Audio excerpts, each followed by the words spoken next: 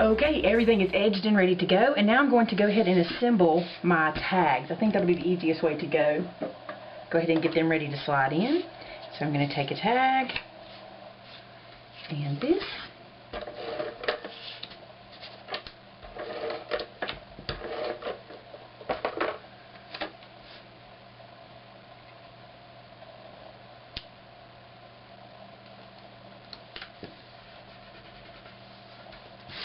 And now, if you did what I did, let me show you what you can do. You can kind of make 2 stacks.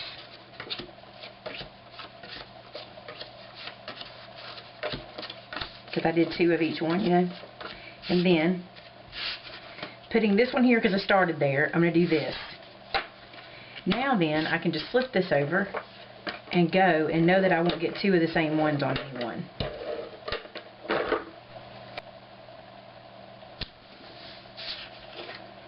Tags are covered, and I'm ready to put these in the album. But you know what I'm going to do? I'm going to go ahead and make the pulls for this so that everything's ready to go to the album once I get there. A simple way to make your pulls for your tabs is to use one of your punches, and I like to use these scallop punches like this. And I'm just going to pick a paper that I want to be my pulls, and you don't have to do them all the same. Like I have 6 tags, so I can do 3 different pages again, and I'll be fine. And now I want to ink these 2. Now, you can use liquid here if you want, but this is what I do. I put the adhesive onto one of them and place it where I want it. Flip it over. Make sure there's adhesive here and here. And I don't want to use that one because it's the same paper. Then I just line up my scallops. And now I have a quick, easy pull tab. That's how I like to do them. It's just super simple. Now what I'm going to do is I'm just going to put one of each size in and let you see me do that. And then I'll do them off camera so you don't have to watch me do all of those. So we will start with this one.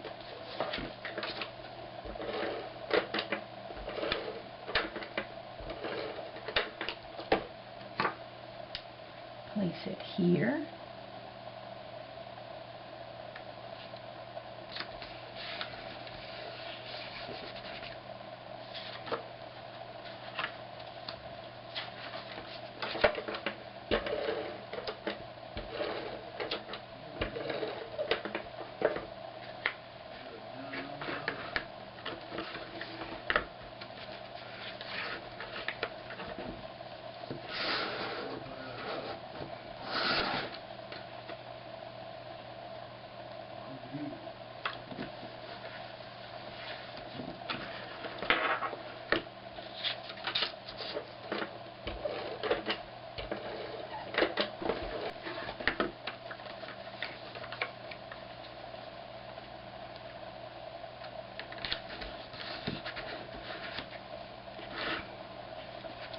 And then we'll put a tag in. Just like that. Okay, so you just do that all the way through. Okay, so remember I told you I had this idea to keep it from going flappity flap too much, but I wanted to know how much room I wanted at the bottom. Here's what I did. I cut a strip of that glitter paper at 3 inches. Okay, I'm going to put some score tape down here. Went ahead and scored this at 1/2 inch right here. 1/2 inch in on either side of this 3-inch paper.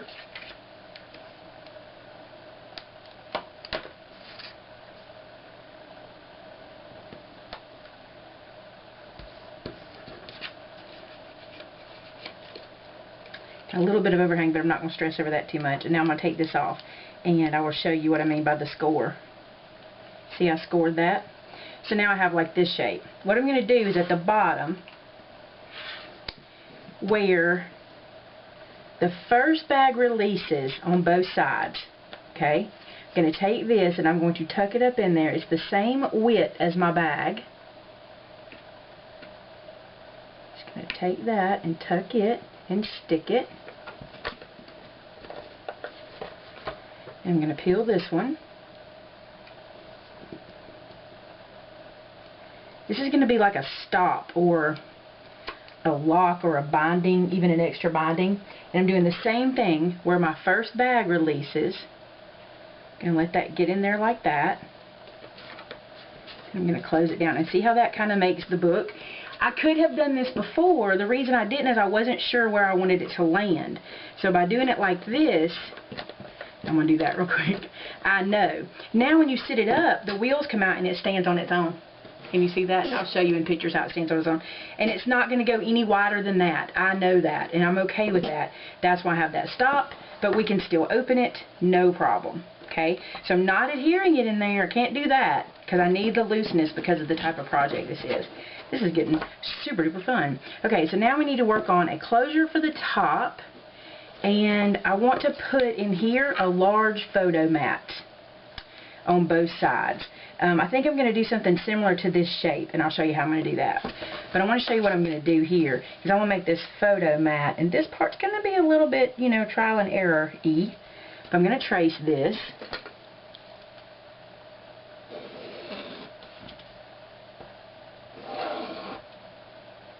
Just the oval part. And this is what I do to get those parts where the wheels are. I flip this over, line it up so I can get the right curve. Okay.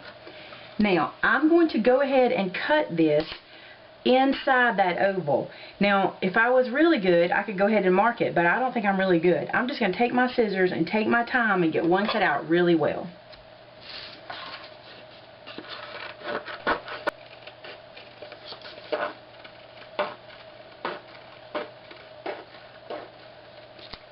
Now you can see I used that line as my guide, and I cut a healthy 1/4 of an inch away to give me this. Now what I'm going to do is trace this onto my other scrap, and I'm just going to cut it out exactly. Alright, you know the drill, edge it. If you start edging, you want to try to edge everything so it all matches. You might miss a thing or two, but not too bad. I've had some people ask me about this ink blender tool. I will put the link below this video. I didn't put it below the other one, but I will this one. Okay, so now we want to lay our book out and put in our photo mat.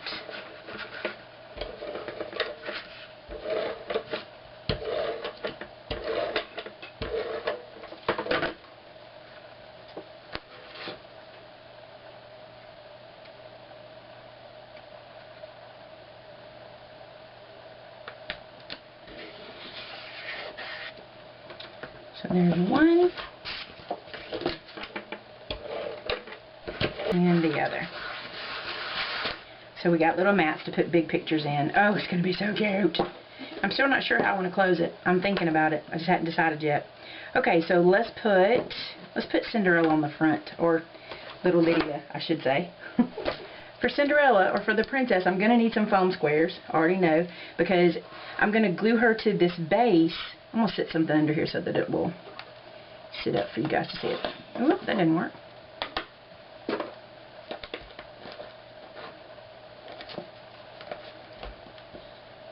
Okay. So, for her, I'm going to glue her to this lifted up edge, but that means I need to put foam behind her so I can make sure that she rests on the glitter paper. And I'm going to show you something else we're going to do too.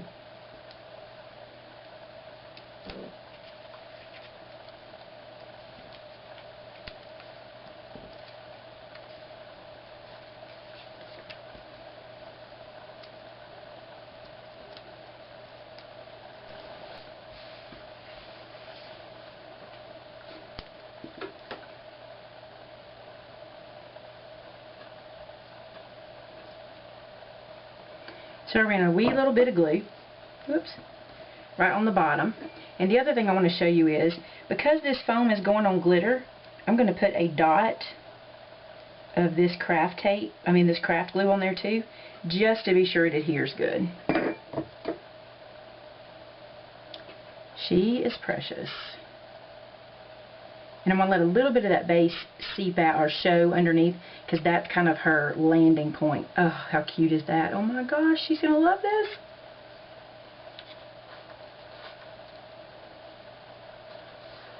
So there she is. Now let's look at the fairy godmother. She's going to need a little foam on her too, because she's going to go there and be lifted up a couple times. So let's see where she's going to need foam. Behind her head, behind her wings, and right at her leg. Okay. Now on her, wherever she doesn't have foam, I'm going to put glue. And on the foam again.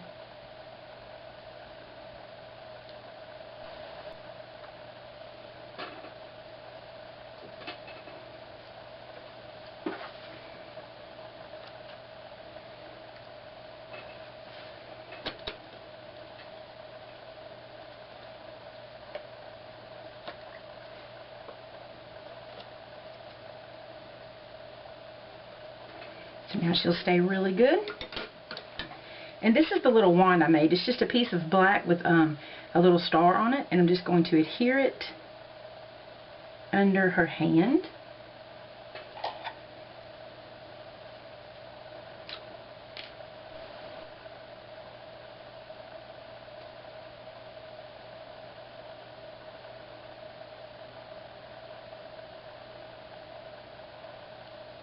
This is most definitely tweezer work.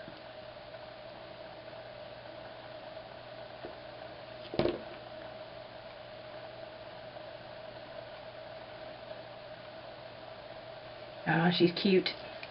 Okay, so that's where we are so far. Okay, so we have our front cover, not done, but we have a lot of it assembled. We have our binding done, our book in, and I want to start working on these that I told you I was going to put some little things in here that were kind of interactive for her in these little pockets. So let me show you what we're going to do. What little girl doesn't love to color, right? So I went out online and I looked up some images from Cinderella. Now, I want to warn you, okay? I'm not telling you to make these to sell. This is, you know, these are copyrighted images and you cannot sell these and make money off of them. I'm going to make this to give to my niece and she can color them all she wants to, but I'm not selling them. So be sure you know that. You know, you have to purchase rights to these kind of things. You can't just, you know, go out there and sell them. So, alright, here's what I'm going to do. I'm going to cut them apart like so. And I'm going to cut them pretty close because I want to be able to even still put a little mat around them. But the idea is I'm going to make some little color pages for her inside the album to make it a little more interactive for her. Okay, so for the coloring pages, what I did was I went through and I cut a little blue mat just to fit them, and I adhered one to one side and one to the other. And these will be what go in the center. They're so cute.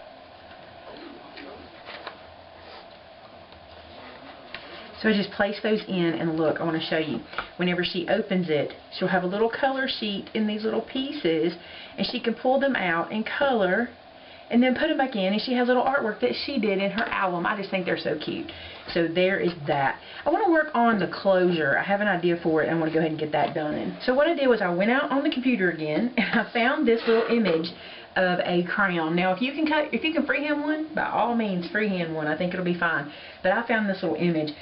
And I want to make it like chipboard. I don't know if you've seen this before, but where you can cut several pieces of a thin piece of chipboard, glue it together, make a large one. That's what we're going to do. I have a piece of Mountain Dew wrapper that I save. I have so many under my desk. I save them like in a little stack because you never know when you'll need them, right? So here's what we're going to do. We're going to trace this guy, and I'm going to do it 5 times because I want it to be a thick, substantial piece. So I'm going to trace it in pencil, and if you like to, and sometimes it's best to trace it once onto your chipboard, cut it out, and then use that piece as your template, because this little thin paper that you print on from the printer can be wiggly, or you can just print it straight to cardstock. I just didn't want to waste a whole piece of cardstock for this little guy. So here's what I'm doing.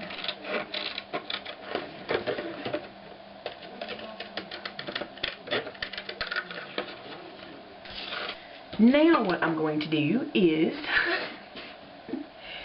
I think instead of cutting, I'm going to glue it down and then cut, glue down and cut. And the reason for that is, I think I will get a better cut and a better consistency in the image. So I'm going to put some glue back here. And then I'll stick that down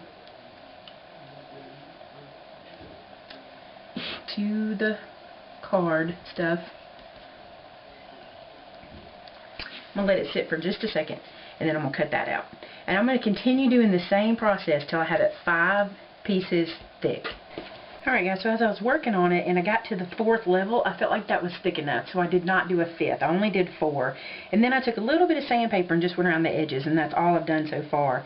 And I think I'm going to do something I haven't done in a long time, and that is emboss this piece. I'm just going to treat it as if it was wood and see what happened. I wish I had a wood crown, but I didn't. I didn't think about it beforehand, so it is what it is. So I'm going to take some Versamark, and I'm just going to coat this guy in Versamark. You know, I don't know if you know, but you can, you know, build things up with embossing. So I may do 2 coats on this too, and that might make it look really good too. Looks like I may have to do 2 coats. I'm not sure if this is sticking everywhere. Okay. And I'm using some Ranger silver.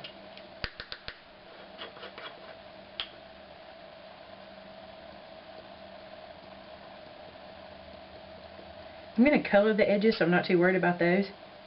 But I'm probably going to emboss this, if not front and back, at least front really good.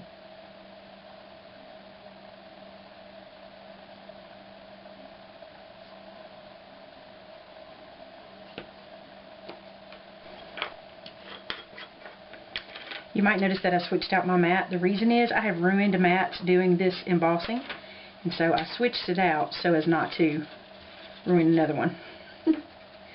I have a really bad habit of overheating my mats. And I don't like to emboss because I don't like the grit that goes everywhere, but there's really nothing you can do about it, so. Okay.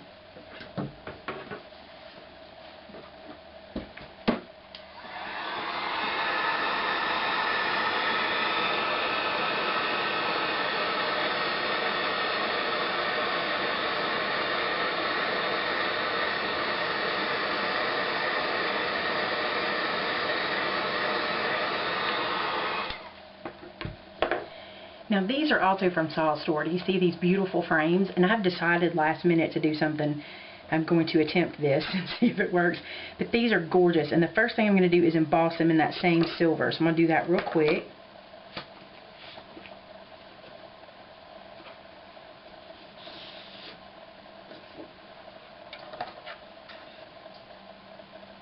I guess I'll do one at a time because of their size.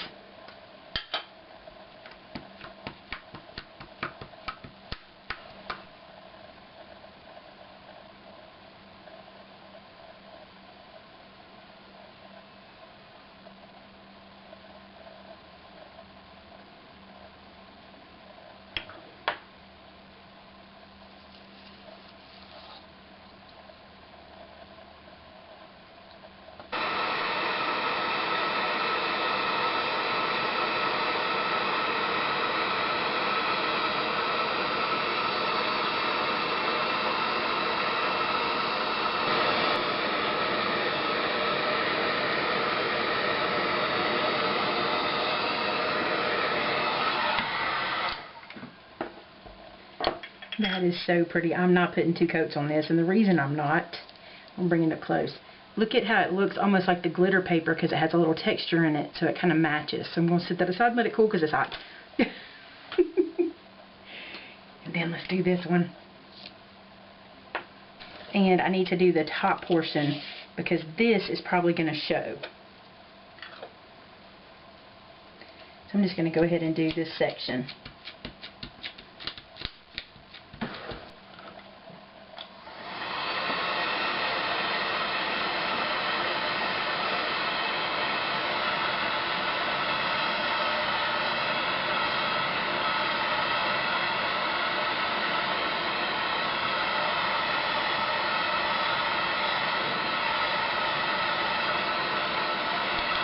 Okay, so now we have our frames done, we have our crown done, which, you know, not the best, but it's not the worst either. I think it's just this paper and this glue and stuff. It just didn't do as good as wood, but it will work for what we want. Okay, the next thing I want to do is take this little guy, and I want to glue him down to pink glitter and have that be the back of it. So I'm going to glue him and then cut him out. Him like it's a crown, I don't know. Okay, my plan for these guys. I'm going to use some foam tape on the roll, and I'm going to flip these over, and I'm going to foam tape 3 sections, making a pocket. And I think I'm going to have to shorten this, yep.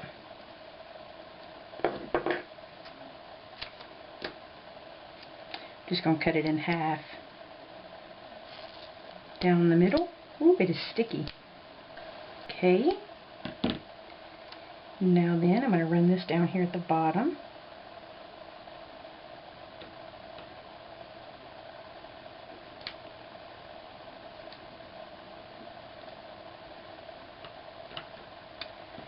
I'll cut this one in half. I'll run it up this side.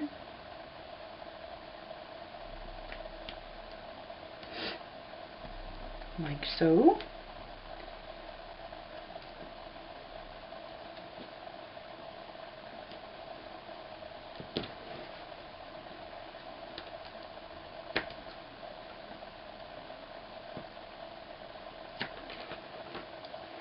This doesn't have to be perfect. It's not going to be seen, but it needs to be even with each other here especially. Now, for time's sake, I'm going to show you what I'm going to do with this, and then I'm going to do the other one off camera. Because as long as you see one, you'll know what to do. Okay. So we're going to bring the carriage back over. We're going to open it up to one of these back pages. I'm going to peel the foam off, or the backer tape of the foam. Leave the foam, it's important. And then I'm going to place this where the swirlies are exposed at the top, but the frame is inside the oval.